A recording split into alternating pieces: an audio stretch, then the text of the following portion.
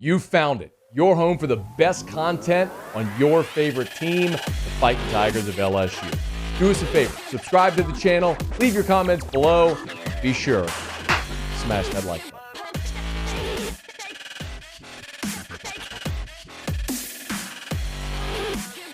One of the big stories, obviously, this week, I know Jimbo addressed it earlier this week, is a question of motivation, David. How motivated will this A&M team be coming into this game after, let's call it what it is, just a really disappointing season?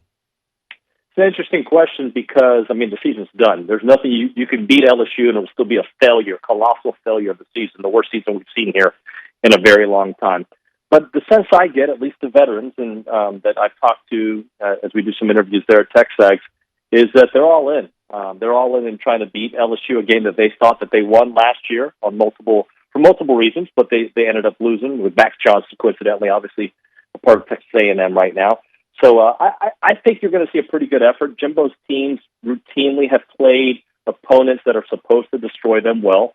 He's got a bunch of top 10 wins, not saying that I'm predicting a victory, but I will say that his teams, when it looks like they're going to get destroyed by top teams, for some reason make it a game until the very end. Let's talk a little bit about this Aggie team. And we all know the storylines of the struggles offensively and the fact that they haven't scored 30 yet against a Power 5 opponent this season. What has been, if you could put your finger on it, conversationally there every day, the biggest issue for this team offensively? 1,000% the offensive line. Look, the offense needs to be more creative. There's no doubt about that. Jimbo's running a 1984 system. It needs to evolve with the times. But I don't think that we'd be complaining as much if the quarterbacks who have been there now, and this goes now 2 seasons. Haynes King on a couple different occasions, Zach Calzada, Max Johnson, and Connor Wegman, who's looked very good in the limited time he's played with a little time. If he could have more time, the plays are there to be made. This is a team that could have won, 4 games this year on the last possession of the game, maybe 5, So they're in these games, but they have to start scoring points, and that's not going to happen, obviously, this year. The offensive line has been atrocious. You've had guys in and out of the lineup. You had their center go out. The right side of the line was supposed to be the strongest part of it. They've been consistent late. Layden Robinson and Ruben Fadri, they've been bad. There's a new offensive line coach this year who is Steve Adazzi, who I think has struggled getting these guys to buy in. So it really starts 1,000% with the offensive line, because if you look at A-Chain's numbers, pretty good this year, Devon A-Chain. Could be so much better if he actually had some holes to run through. That's a good question. A-Chain, Evan Stewart, a couple of guys who've been injured. Are we expecting that they will play against LSU? Yeah, Billy Lucci reported that this week, that first off, Jimbo Fisher felt that they were practicing, felt good, and Billy feels that those 2 guys will be out there. Okay. And when you think about their offense too, Devon A-Chain, Evan Stewart, Moose Muhammad, who missed some time, and obviously Aniyah Smith, who was their catalyst, went down early in the year. That's a big part of their offense recently. Yeah, look, obviously losing Aniyah Smith was huge for what he's been as a playmaker.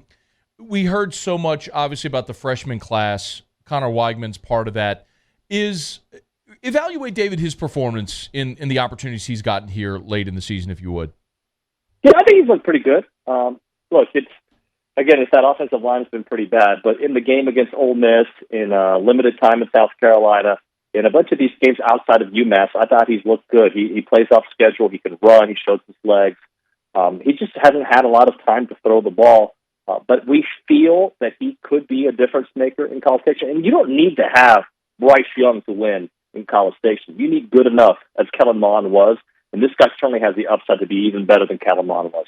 So who are the guys offensively that LSU fans will be on the lookout for in the game tomorrow? We mentioned A-Chain. Who else?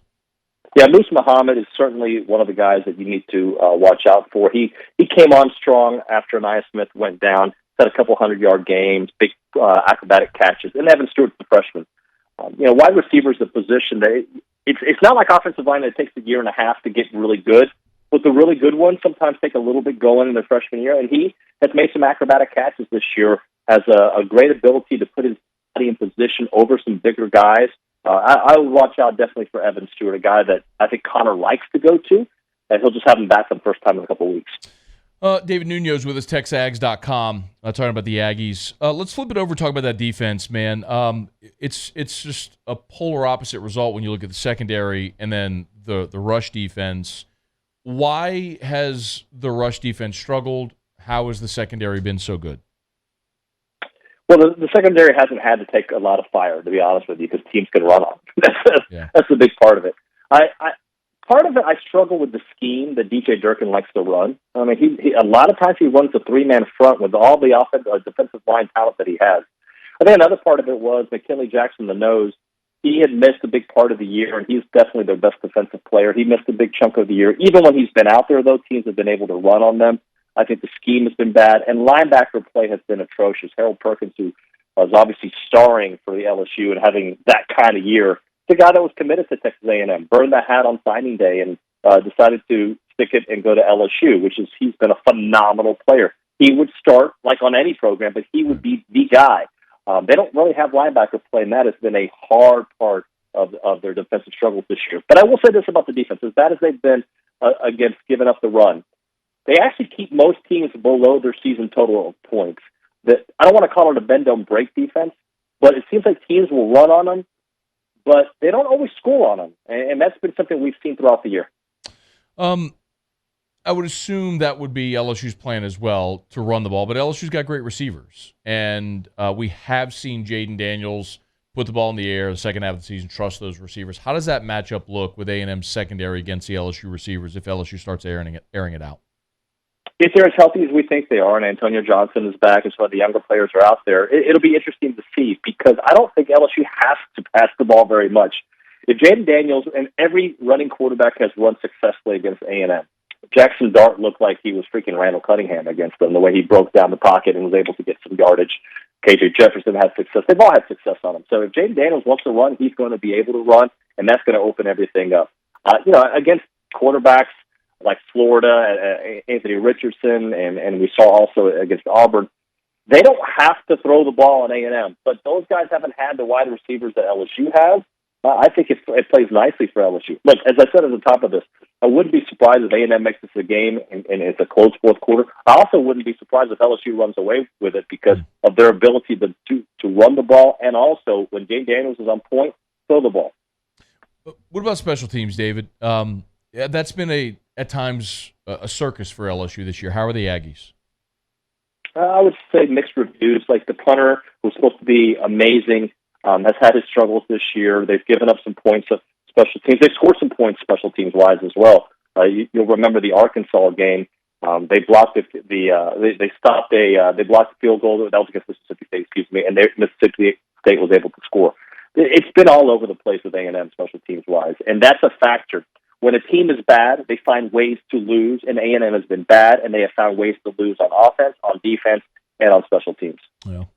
And it's certainly been a long year. What's the atmosphere going to be like at Kyle Field? Are you expecting it to be full throat, or I mean, look, obviously I don't think it'll be what it was in a rainy second half against UMass last week, clearly. But what's the expectation for what the environment will be like?